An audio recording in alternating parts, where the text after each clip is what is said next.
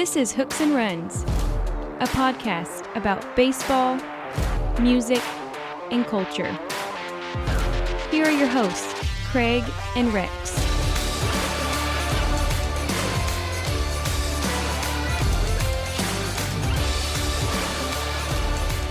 All right, Rex, we're coming up on the All-Star game. We're coming up on the unofficial midway point. Yep. The All-Star game is coming up. I don't remember when it is. Next week. It's usually the same week as the British Open. It's like one of my favorite weeks of the year. Really? Yeah. You watch the British Open? I love the British Open. I get up early in the morning, I watch it, and it's 6 hours ahead. And I love it when they're playing on one of these Irish courses that are right on the sea. Mm-hmm. And the wind starts blowing like 25 miles an hour, and you see the flag like leaning like a hurricane, and the flag is whipping. It's like that's got to play havoc with your golf game, man. It does. It's great TV though. It's great TV because you watch. Take the speed of the wind in consideration before my putt. Exactly. Don't hit the ball high in the air. Yeah. No, don't. they because you watch golf. I don't watch golf as much as I used to. I used to watch it fairly regularly. There you go, people. Yeah. You know, all of us out there who feel like watching golf is like watching paint dry. Now you know who actually watches this stuff. I used to watch it. I don't really watch it much anymore, but I do still but you would watch it in the United States, and for the most part, you're watching them play on perfectly manicured courses with perfectly manicured and fairways. That's something in the UK you don't get. You get these wild, you know, and it's the original golf courses. You watch the British Open, and it's like they just mowed a pasture for the weekend. There you go, man. And if you're off the green, off the fairway, you're in, seaweed. Not seaweed, but seagrass. And the bunkers are little cutouts that are like 6 feet deep, and you got to just get out of it somehow. Good luck. It's just a totally different game over there. I mean, that's where it comes from. So I mean, Oh yeah, makes sense. That's the origin of it. I think that's what they did originally, right? They just had the sheep eat the fairway out. Eat the fairway. I mean, it originates in Scotland, so it's probably closer to the truth than you realize. They have these leagues in the United States that are like traditional baseball leagues where they play under 19th century rules. Really, I didn't know that. Yeah, they do. Yeah, all over the country, you see these. They'll dress in the garb with the ties. And why am I just finding out about this? Because it's never come up, I guess. But I would totally go see these ball games. So they do that, and then now whether they have kegs on the field, I'm not sure. I mean, that's something we can rectify. Let me get a little bit of money involved. We can be like we can make sure this happens. We can make this happen. We can be the American Association of those leagues and actually have the kegs on the field, Rex. Straight up. Here we go. So send your donations into Hooks and Runs. We'll get that started. But I was going to say something about the British Open and alcohol, but I don't know what it was. But we'll move on. The Dodgers have lost 6 in a row. Which, as a Padre fan, as a new fan, I'm loving that. I'm loving that. Loving it. I don't know what the Padres have done in the last 6 games, but I don't think it's 6 in a row. No, man, we haven't been. It ain't been that great. No. To be honest, like I said, we won the one against the Rangers, and So there has been, Rex. I know you've read it because who hasn't?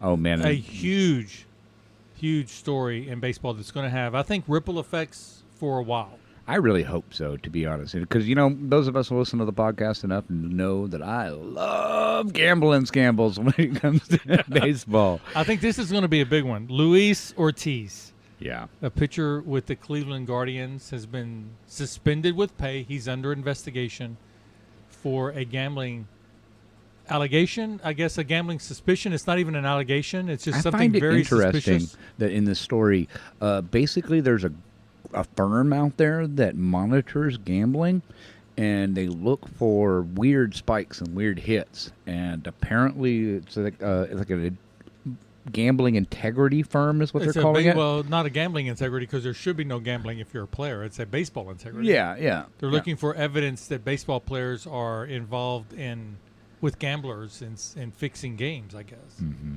Only you don't. It's not. And with sports betting being legal, good God, that's got to be a nightmare to deal with now. Well, I mean, Rex, tell us what happened.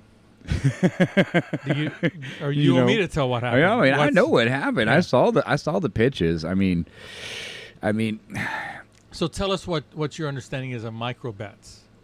Microbets. Yeah, I don't know. I don't know if about. You're gonna have to explain the betting charts. All right. So here's the deal. I just saw the pitches. So obviously, when let's just say the Cleveland Guardians are playing the Minnesota Twins in Progressive Field in Cleveland, there's all sorts of bets you can make. You can make a bets on who's going to win against the score.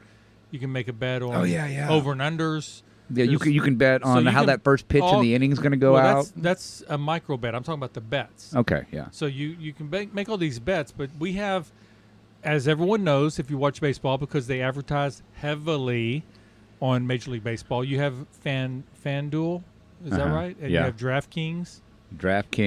And all these MakeBet.com. Probably some other lesser known betting operations where you can make what are called micro bets. Mm-hmm. So one of the micro bets you can make is the first pitch of the inning. Mm-hmm. The question, I guess, is one side of the bet is a ball or hit batsman on the first pitch of the inning, and the other side is going to be a strike or contact, a swing at the pitch. And so that's a bet.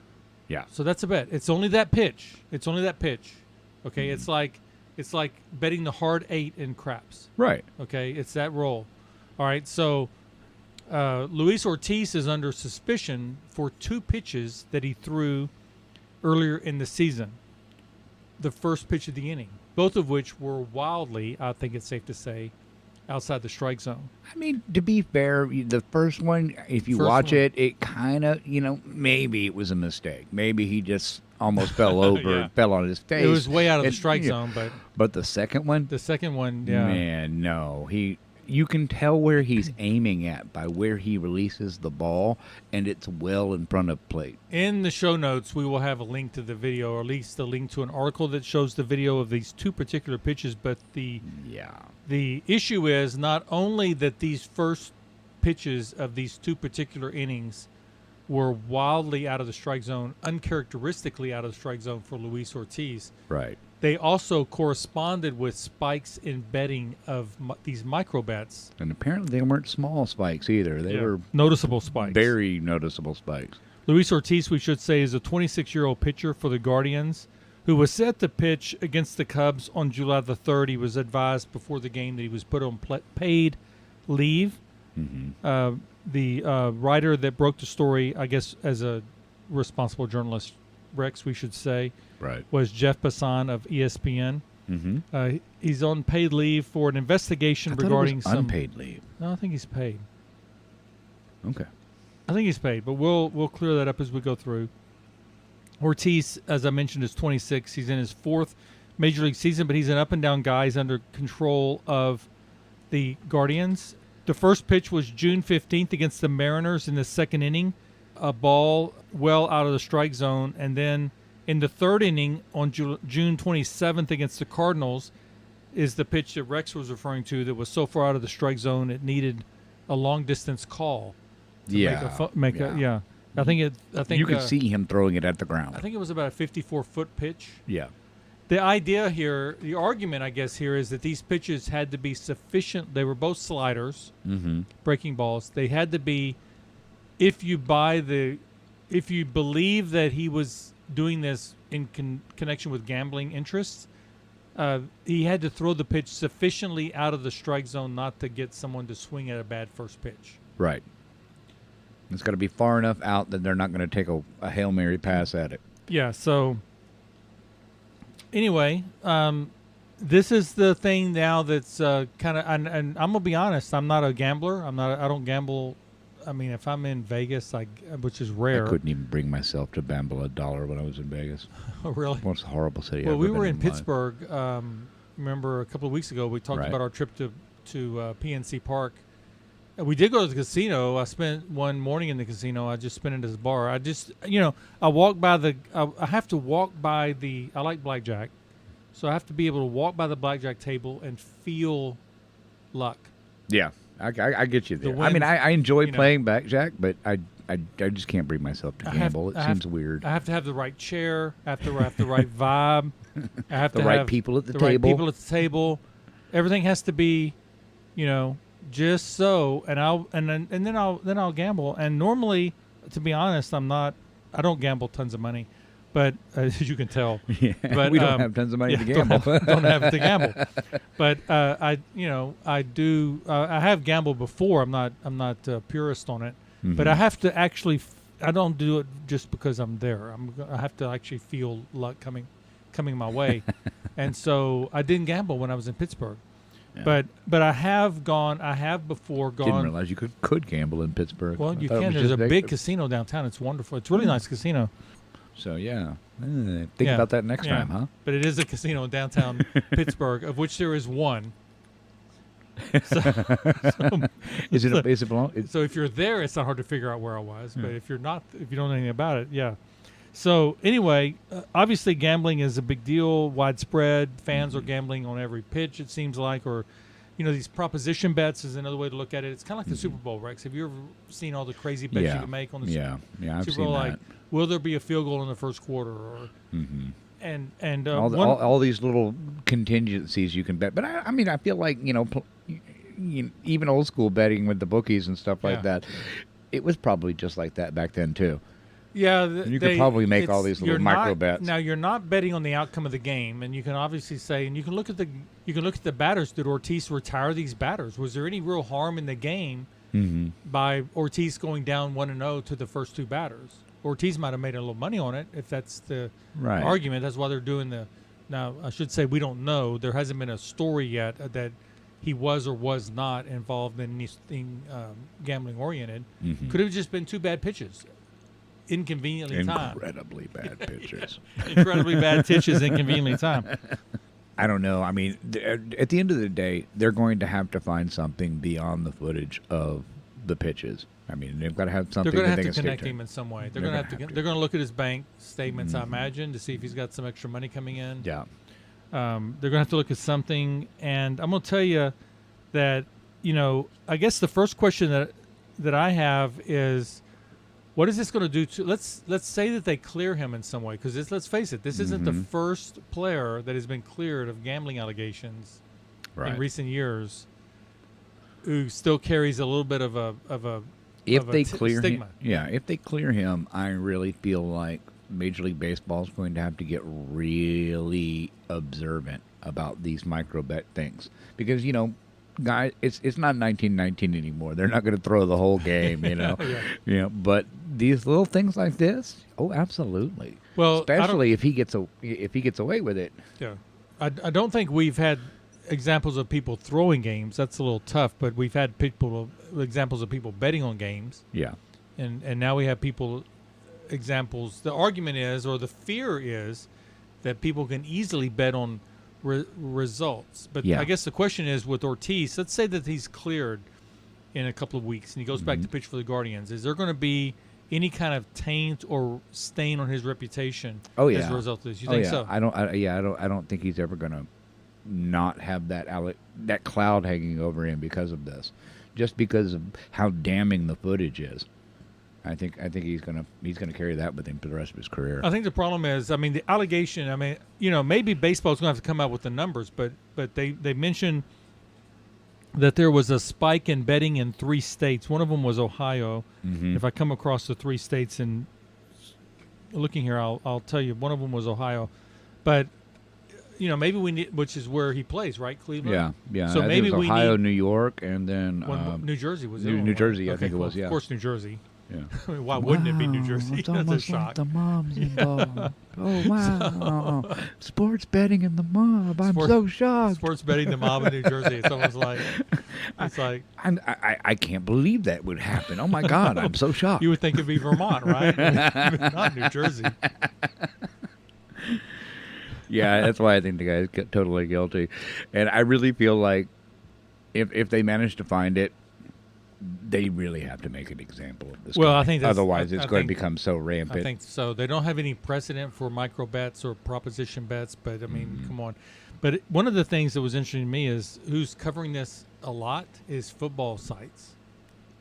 That's the other Well, thing. football would do anything to avoid the scrutiny that they have with their own pro sport and their own problems. Well, that's not really the reason I think football writers are really paying attention to it. I think it's because it's easier to throw a prop bet in football than it is in baseball. Yeah.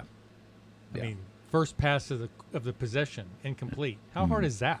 No, that's super easy. Super easy. I mean, throwing a pitch that you know the batter won't swing at is tough. No, that really is tough. Because, I mean, you've got to throw it so far out to make sure that he can see that, I can safely not swing at this from the get-go. Yeah.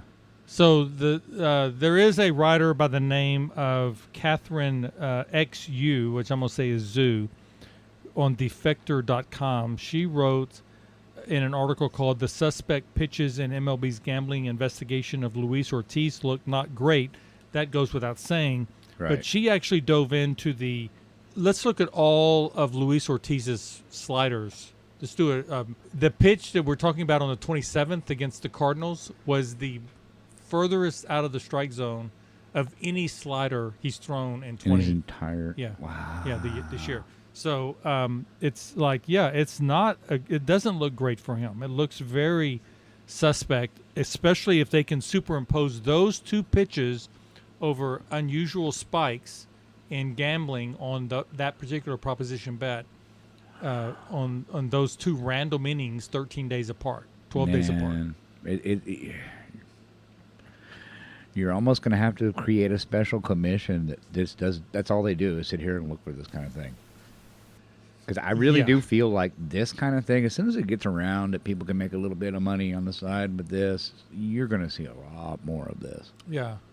Yeah, that's true. And here's Ortiz. I mean, for his sake, I hope that, honestly, I hope that it's nothing to it. I hope it's all just smoke and mirrors. But here's a guy. I mean, he's making $700,000 and something a year, the minimum salary.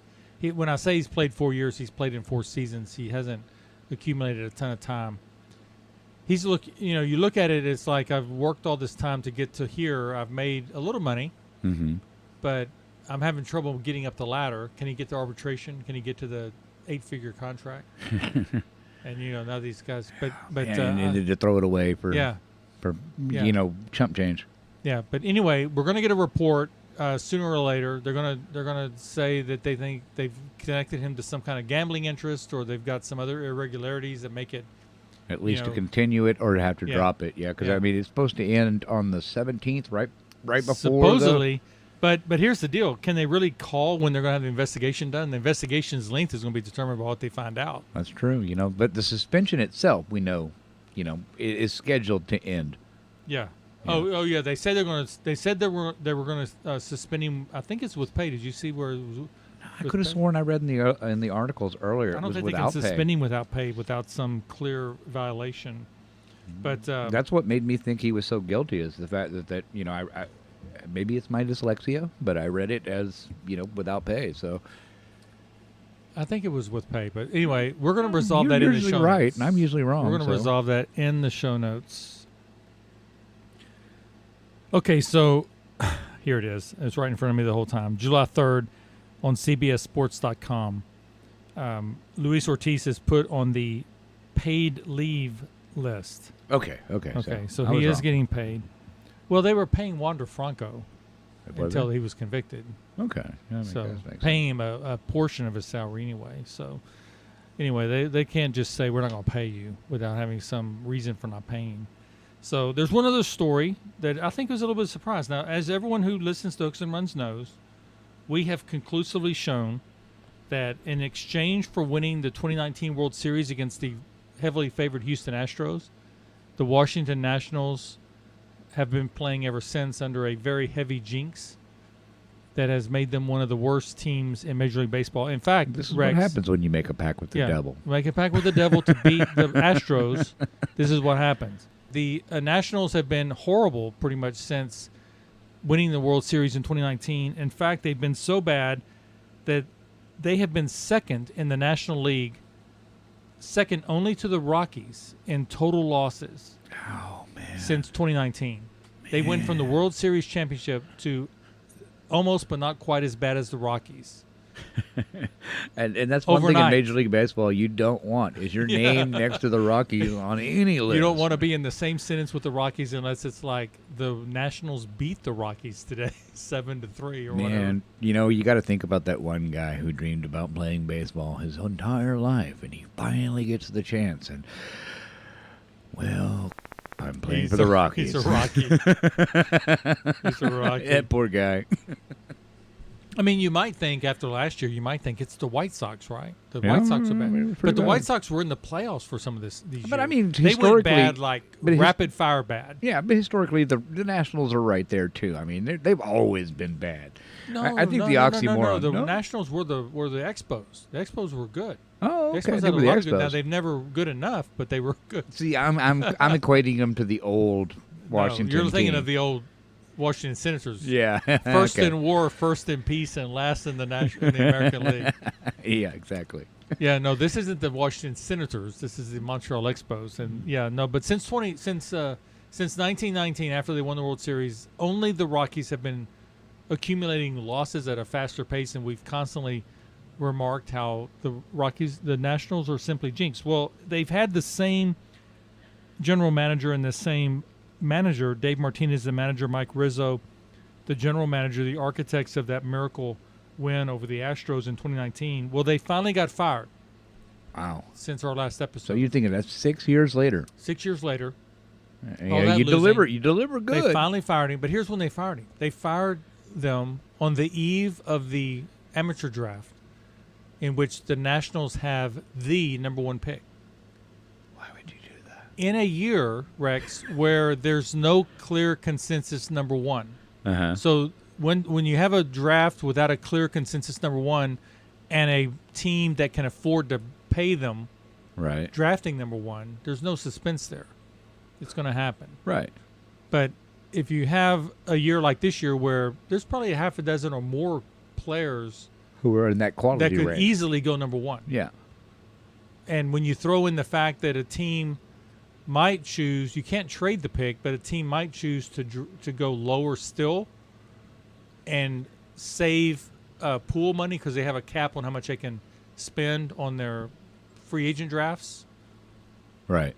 They can draft a lower level player and pay them more than that player might have expected to get based on where they were slotted, but still save money in their pool money. So there's all kinds of strategic options. That they could pull here. And now all of a sudden, the assistant GM, Mike DiBertolo, is the acting general manager.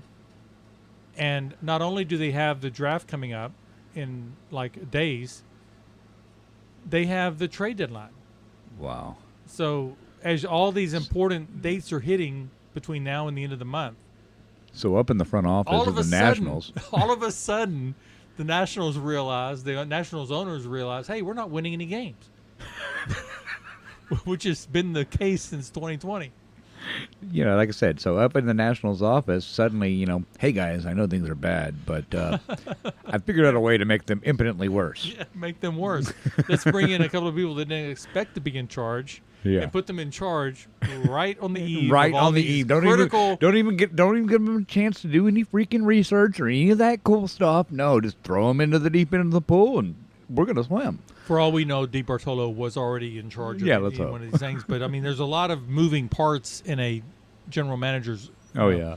So the general manager has to know a little bit about everything, whereas an assistant GM might just be in charge of, say, travel from AAA or like making sure the ticket sales He's add that up. guy in charge of the gear. He's in charge of the gear. Yeah. Making sure the catcher has safe gear for the night. Yeah. So anyway, the Nationals, that's it. That's part of the jinx, isn't it? Though I mean that's part of the jinx. That's part of the part of what goes. I mean, man. what has happened with the Nationals since the off season that made it imperative to fire them now, right now? I mean, that does seem kind of stupid. I mean, it's been 6 years. I mean, it's not like they were. You could have done this in the off season. You could have easily done it. in the offseason. And spend some time actually shopping for somebody who might turn the team around. It's not like they've gotten worse. They could barely get worse than they've been since 2000. Unless since they come back in a day or two with somebody they've already scouted and they're ready to pick up. This doesn't make any sense. Exactly. I don't know. This was a mind-boggling because Because the other guy has been Bud Black. They finally fired Bud Black. I mean, for all we know, Bud Black is an excellent manager. Mm-hmm. He's managing for the Rockies. He had zero chance of being successful. He's been there for a long time. He actually took him to the playoffs, I think, his first year in like 2017. Well, that right there is something, man. But they rode that a long time. You took the worst team in baseball. It's like, why would you fire him in midseason? I mean, you've depleted the team of any talent. I mean, I look at the Rockies kind of like. This is why I suspect, and I know I'm kind of a weird conspiracy guy, but I suspect there's more going on with money with these teams than. Well, but there's not in the Rockies, because the Rockies, what was it, 3 years ago? They had signed Nolan Arenado, their all-star third baseman, mm-hmm. to a big contract, over $150 million. They had kind of a subpar year. They wanted to clear some money. They traded Arenado to the Cardinals for some players, I guess. Yeah. And they also paid a chunk of that salary. So it's not like they got rid of the whole contract. So okay, great. You're gonna create some space in your payroll so you can right. So you get can younger, flush it out, but at the same token, you're paying for a player you don't even have. But then you turn around after making that trade. They turned right around and they signed a free agent, Chris Bryant, who hadn't been healthy in ages, mm-hmm. since winning the MVP award in the teens. And he has come to Colorado and continued being injured anywhere from 1/3 to 7/8 of the season, and hasn't contributed. And it's like they paid him equal money. So they were eating Arenado's contract. It's like, and we said it. I think it was during the podcast time. We said, mm-hmm. I think when you just came on, we talked about it when one you time. and Andrew. Yeah.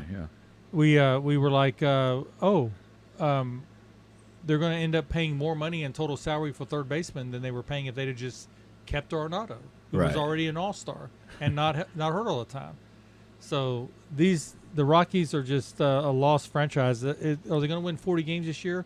They better hurry, because they're at 20 right now, 22 or whatever. It's like, gotta be, either it's the worst baseball team in the world or the most successful money laundering scheme ever. Exactly. So, Rex, I hold in my hands the 3 remaining packs of baseball cards. All right. From the big purchase last month. Right. Pick one. Oh. Pick the one in the middle. I picked the one in the middle so he drops everything. So yeah. There we go. Here we go. We're going to play another baseball card roulette and see how I do. We had some fun picks last time. David Wells with the Babe Ruth hat. We had Dave Dravecki, the tragic case of Dave Dravecki. That was a 1989 pack. Hold it up against the mic so people know you're opening up. I mean, you can obviously hear me opening it. Now, did you chew the gum last time? Did you tell me you chewed the gum? No, we gave it to Victor. Victor, what did he say about the gum? How did it go? He said it actually tasted exactly like he rememred. Like he remembered it gum, in 1989. And he wasn't alive in 1989. No, but I told you that this gum's like, it's one of those weird products from the 80s that will never change because it was so toxic and horrible to begin with. Future civilizations will discover an unopened pack in the year 3931. Gum will still taste the way it did. I don't know who Ricky Henderson is, but this gum is. I'm sure the chalk cigarettes are the same way. So this is 1986. All right, and check it out, man. We got a chance to win a trip to the 1987 spring training. Man, get your time machine ready. I sense a theme here. Yeah, I sense a theme. I'm going to hold out hope, all right? Okay. I'm going to hold out hope that I pull this card. I'm going to pull this card over, and I'm going to win, all right? We're going to mail in, and if they draw us, we're going to go and we'll report back on what was going on in spring training in 1986. Is this 86? Yeah, this is 86. All right, here we go. What do we got? So, from the Mariners, Phil Bradley. Phil Bradley. He was a pretty good outfielder.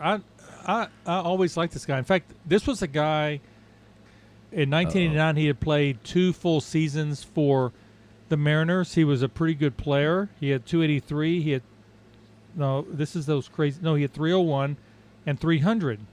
And I think he was I don't understand why they put the slugging percentage. Why do they think they're special? You put the slugging percentage in front of the batting average. That's it's Tom's baseball card. We do things the way we want to because, we don't care. Rex says that like he has stock in the company or something. I mean, they own BattleTech now, so I mean, they I'm do? just going to say. No, Phil Bradley was a pretty good outfielder. He played a few years in Seattle. It looks like he made an all-star team, had a couple of good years. He had a good year in 1985. Yeah, he was a switch hitter. Am I correct? It's kind of dark in here, Rex. I can't see. No, he was a right-handed batter. But, you would do a lot worse. I mean, a good year for Phil Bradley would be like 1985. He had 300 with 26 home runs, 88 RBIs. Those are career highs. He stole 40 bases in 1987. By 1990, he was 89. He was traded to Baltimore. And he kind of flamed out a little young. He was 31 when he played his last Major League season for the White Sox. For a while there, Bradley was a pretty good player. He was a pretty solid player. One-time All-Star. So I'm going to butcher this poor man's name. From the Mets, Lynn Dykstra, maybe? Dykstra? He did time. He did time. Yeah. I don't remember what he did. He did some federal time.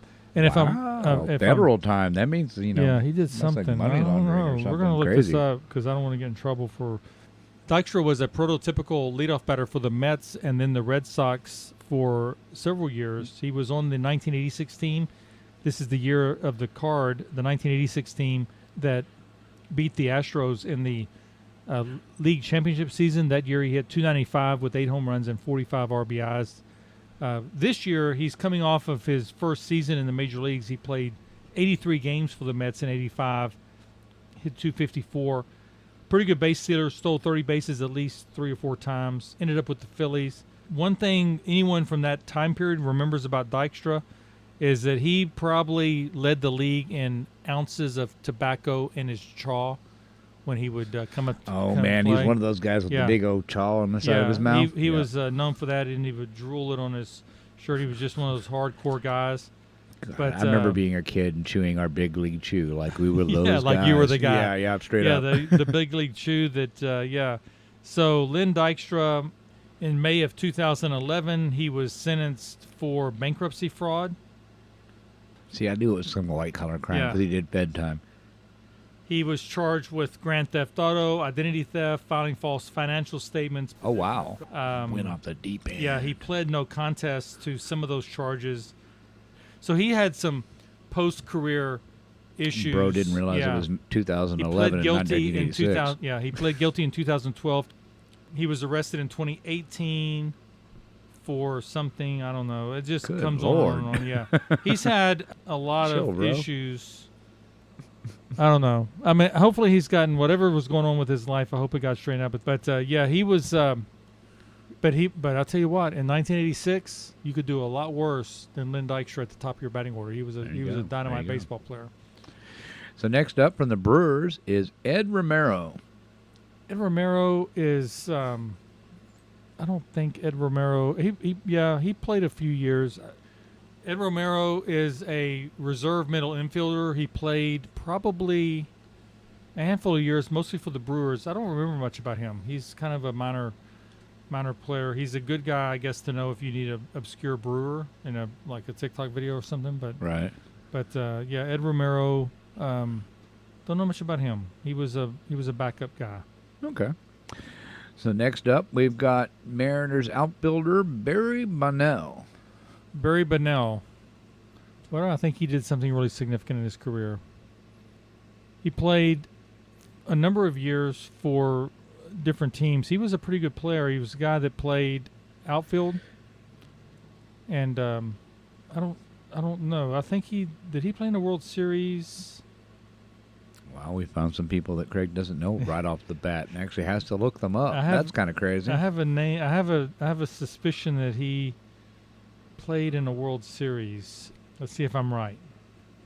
Barry Bonnell played for the Braves and the Blue Jays and the Mariners. This 1986 card would be his last card. He played 17 games in 1986. He was 32 years old. He had 272 in his career with 56 home runs. Was a regular outfielder for about 3 or 4 of those years, but decent bat to have in the lineup. Maybe a fourth outfielder type. Mm-hmm.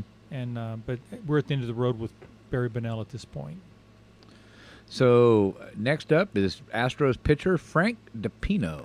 Frank DiPino pitched for many years for the Astros. He was a semi-closer, came up with them in '82, traded in the Kevin Bass deal, came over with Kevin Bass in the deal that sent Don Sutton, correct? I think that's right, to the Brewers at the end of Don Sutton's career. DiPino spent a little time in the bullpen, made a few starts for the Astros, and was a pretty good pitcher, a left-handed pitcher.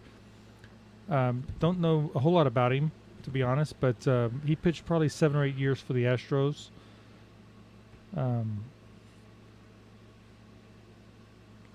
And normally was pretty solid. When he came in the game, you were in pretty good shape. He did save 20 games for the Astros in 1983. So for a time, he was the main guy in the bullpen. Right on. So next up is Expos outfielder Jim Wolford. Reserve. He was at the end of his career, too. It looked like he's already played since the 70s. Came up with the Royals in the early 70s when they were an expansion team. Played for the Brewers, the Giants. Pretty much only got to the 100-game mark a few times with the Royals early. Mostly a pinch hitter type, 4th, 5th outfielder, right-handed batter. Mm-hmm. Move on. All right, so Dodgers pitcher Fernando Valenzuela. We have an episode dedicated to Fernando. A book came out about him earlier this year. We did an interview with the author. Mm-hmm. That'll be in the show notes because I can't remember what episode it is.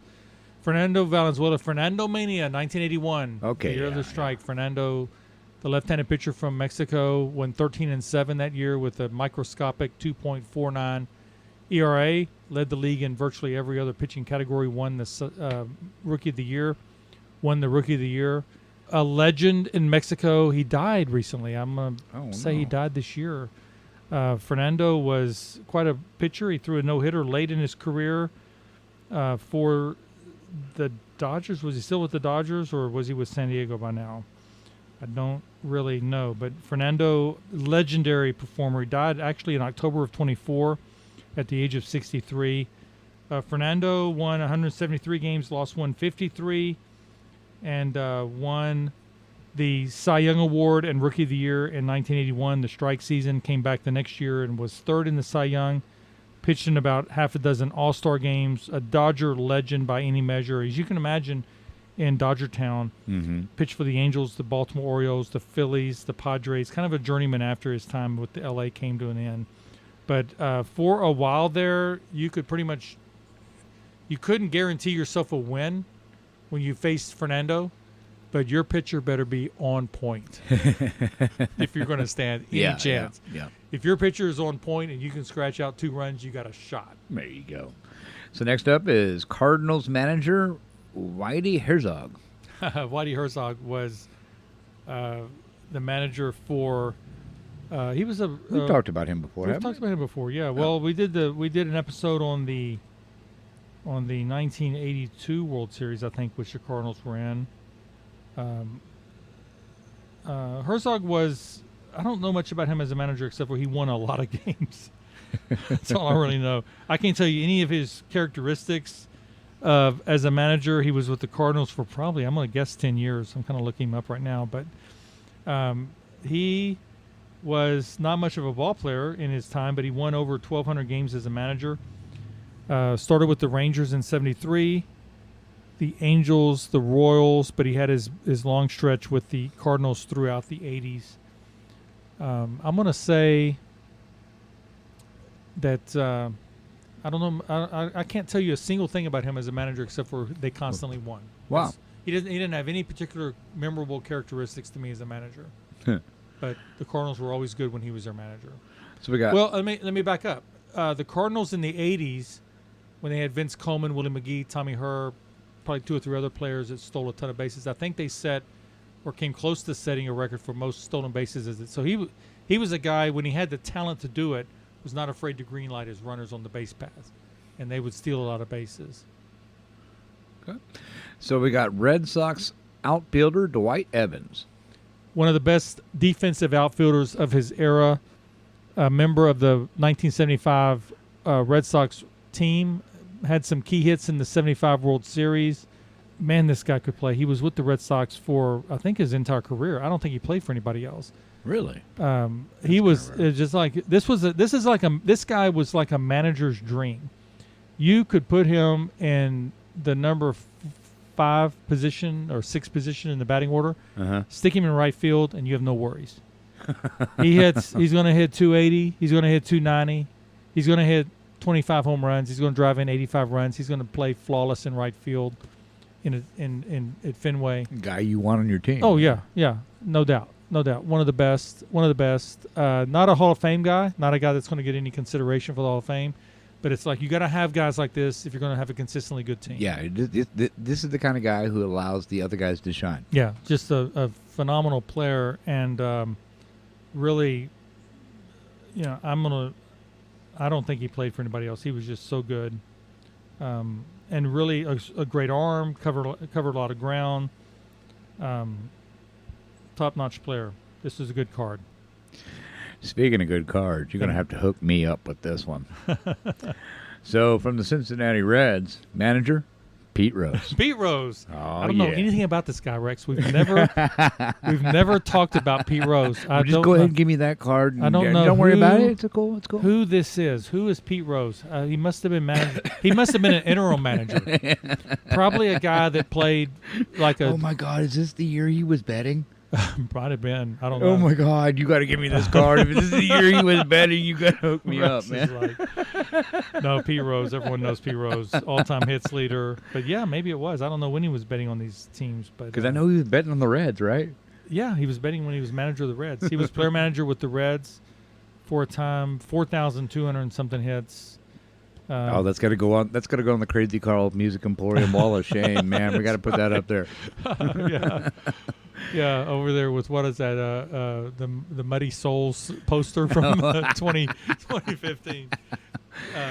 So we got Royals third baseman George Brett. What are you doing? Did you draw a bunch of string of Hall of Famers here? That Pete Rose. Well, he's not in the Hall of Fame, but he could have been. He will be now. George Brett. What? When you think of, if you're my age and you think of George Brett, what do you think of? The first thing you think of is the Pine Tar game. Oh, yeah? Yeah. Tell me about this. Pine Tar game. George Brett hits a home run against Goose Gossage in a game against the Yankees when the Royals and the Yankees kept tangling in the playoffs, the league championship series. Mm-hmm. For a while there, he hits a home run, I think off Goose Gossage, and he circles the bases, and Billy Martin comes out and picks up George Brett's bat. And apparently there was a rule that said if the pine tar, because they used to rub pine tar on the bat so they could take their glove and grab the part of the bat that had the pine tar on it and get the sticky on the glove. Yeah, it give you extra grip. Yeah, extra grip. So they would put the pine tar on the bat, but the rule said you couldn't go above a certain distance, maybe 18 inches within the barrel. Are they gonna... So Billy Martin comes out, picks up the bat, shows it to the home plate umpire. Brett circles the bases, goes back in the dugout, and they lay it across home plate to measure it, and the umpire signals that George Brett is out for violating the pine tar rule. Brett comes out of the dugout. He's furious. The argument ensues. I think, actually, Whitey Herzog was the manager of the Royals at the time. And so he's out there, too. Yeah, he's out there, too. I think a big argument ensues. In fact, if you pull a Goose Gossage card, we're going to know this is rigged. Oh, so wow. Don't look. Okay, I'm not going to look. So anyway, the Royals protested the game. Really? Yes. The Yankees ended up winning because of the home run was negated. Freaking Yankees. The Yankees. So anyway, the American League president says, you know what? This is against the spirit of the rules. So we're going to allow the protest, and they're going to go back. They had to go back when the Royals were next in New York and finish the game. And for the life of me, I don't know how the game ended up. So we got Mariners pitcher Roy Thomas. Never heard of him. This is the first time we've hit a baseball card that Craig openly admitted he had never heard of this guy. Roy Thomas. I'm looking at it. He pitched for a few years out of the bullpen for the Astros in 1977. Oh man! But he only Don't you feel bad? But he only pitched 4 games. Okay, so only pitched. It doesn't say how many innings. Only pitched 8 innings. Then he pitched for the Cardinals and the Mariners, and I have no idea how long he pitched. But I've never. He was a middle reliever guy. Yeah. So Royals pitcher Mike Jones. Well, you went from a couple of Hall of Famers or near Hall of Famers to a couple of guys I've never heard of. Never even heard of. Yeah. Mike Jones is a southpaw. Played his entire career with the Royals from 1980 to 85. So he missed 82 and 83 probably in the minors or possibly injured. He, at the time of this card, is 11 and 10 with a 4.42 ERA in 71 games, 228 innings, no saves. Looks like he's a reliever. Okay, that's all right. You got a George Brett and a Pete Rose in here. You're doing pretty good. I know, right? So we got Yankees second baseman Willie Randolph. The captain. He was the Yankees second baseman forever. Came up with the Pirates, and then I don't know how he was traded to the Yankees, but he was, and boy, did they regret that, I'm sure. I don't know who they gave up for him. But he was the rock in the middle of the infield for the Yankees for over 10 years. At this point in his career, he's already been with the Yankees for more than 10 years. One of the best second basemen of his generation. One of the most, kind of like the Dwight Evans of second baseman. Okay. This much I know, he was in the game, in the Pantar game. Was he? Yeah. He was with the Yankees in the 80s, in the 70s or 80s, whenever that game So was. we got two Pine Tar guys in this. Yeah. I'm kind of halfway looking that up. It looks like it was in 1983. Okay. The Pantar game was, So last up, we've got Dodgers third baseman Bill Madlock. Ooh, Mad Dog. Oh, wow. The story's here. All right. Yeah, Mad Dog. This guy could flat hit a baseball. He came up with the Rangers, it looks like on his card. Mm-hmm. At least came up to the majors with the Rangers for 1 year, a cup of coffee, a long cup of coffee. Then the Cubs. Then the Giants, where he was awesome. Then the Pirates for a number of years. And by now we're on the downhill slide a little bit. He finished up with the Dodgers. Maybe, I think he played for the White Sox. I'm not sure about that.